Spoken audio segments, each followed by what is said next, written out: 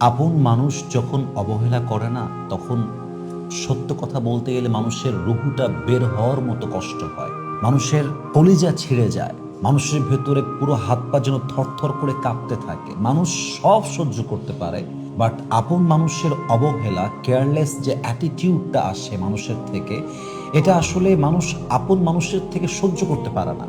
এবং সবচেয়ে বড় বিষয় কি জানেন, এই পৃথিবীর নিয়মটা হচ্ছে, আপনি যদি কাউকে অনেক বেশি ভালোবাসেন, অনেক বেশি বিশ্বাস করেন, আপনি তার জন্য একদম পাগল হয়ে তাকে ভালোবাসেন, দেখবেন যে এই মানুষটাই আপনাকে পৃথিবীতে সবচাইতে বেশি অবহেলা করবে। কথা বলেন ঠিক কিনা?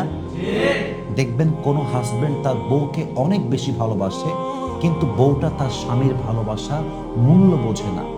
ইভেন অনেক মেয়ে তার স্বামীকে কলিজা দিয়ে ভালোবাসে, না পারে কলিজা ছিঁড়ে ভুনা করে খাওয়াই দিবে, just like that kind of love and emotion she has for her husband.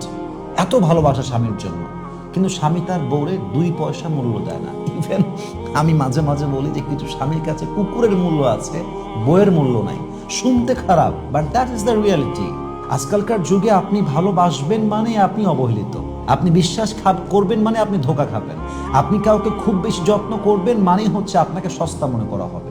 এই জন্য আমি সবাইকে একটা মেসেজ দিচ্ছি এই মুহূর্তে, আপনার হ্যাপিনেসকে কখনো কোনো ব্যক্তির উপরে ডিপেন্ডেবল করবেন না, যে সে আমাকে ভালোবাসলে I will be happy. No, your happiness should be not like this.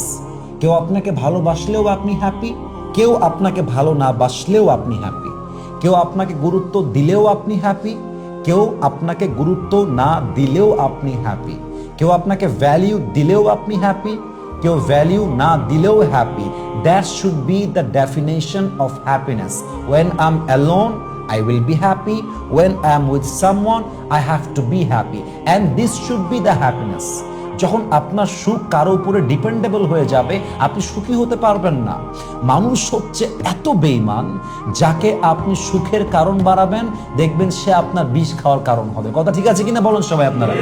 এটা বুঝতে হবে আপনাকে, আপনি কাকে ভালোবাসছেন, কাকে আপনি মূল্য দিচ্ছেন। প্রিয় ভাই আমার, প্রিয় বোন আমার, আমি সবাইকে বলবো যে আপনার 1 নাম্বার বন্ধু আল্লাহ, 2 নাম্বার বন্ধু হচ্ছে the prophet, last Messenger Muhammad সাল্লাল্লাহু আলাইহি ওয়াসাল্লাম। এই 2 জন ছাড়া আপনি যাকেই অন্ধবিশ্বাস করবেন, যাকেই আপনি পাগলের মতো ভালোবাসবেন, সোজা কথা বাংলা ভাষায় আপনি বাস খাবেন, আপনি এর প্রতিদান ভালো কিছু পাবেন না। কথা ঠিক আছে কিনা বলেন? এজন্য মেহেরবানি করে কখনো নিজের সুখটাকে অন্যের উপরে ডিপেন্ডেবল করবেন না। কারোর জন্য এতটা পাগল হবেন না যে সে অবহেলা করলে আপনি মরে যাওয়ার মতো অবস্থা হয়ে যাবে। আপনি দেখেন আজকে অনেক ছেলেরা আত্মহত্যা করে মারা যাচ্ছে।